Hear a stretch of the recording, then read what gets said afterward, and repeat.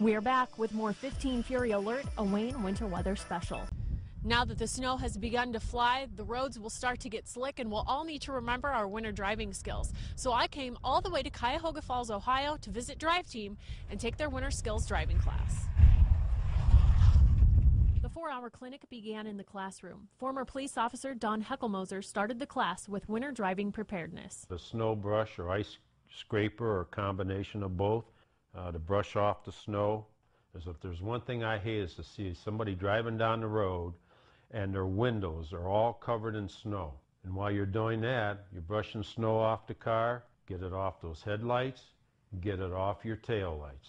It's also a good idea to have an emergency kit, a blanket, and possibly some sand or kitty litter to help with traction. Next, we discussed the limitations of cars. Vehicles only do 3 things. I don't care what they are, a sports car or a big family van. They only do 3 things. They go, they stop, and they turn. That's all they can do. Before hitting the track, we talked about some other topics: ABS or anti-lock brakes, the 3 types of skids, and how to recover from those skids. While talking about those is good, practice is much better. First up for me, learning when to use the ABS. To test them out, we slammed on the brakes to engage the ABS.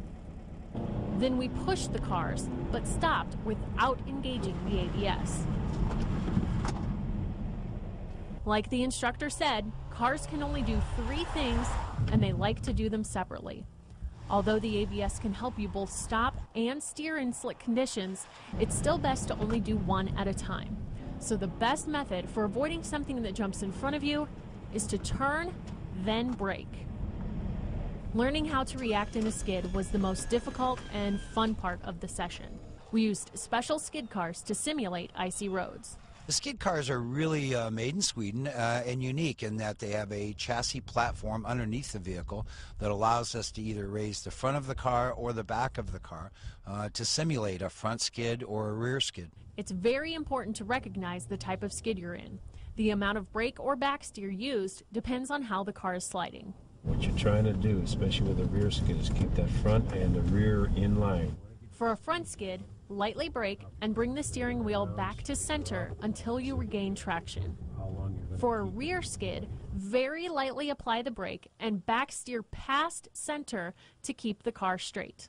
The people are really funny. They think they turn the wheel, they start to slide. Most people crank it harder and they'll turn it all the way, and now they don't have no steering at all. It's hard to tell your body to turn towards something you're trying to miss. Yeah. You know, your brain doesn't want to work like that. No. It says, no, we want to miss that. The key thing to remember is to take your time and slow down. You need to know that when it's bad out there, I need to slow myself down. I need to give myself more time. I always like to say ice rules. Ice is king, because it doesn't care whether you got a front wheel drive, a rear wheel drive, an all-wheel drive, or a 4-wheel drive. It don't care. You push it too much, you exceed the ability of yourself and the vehicle, you're going to have a problem.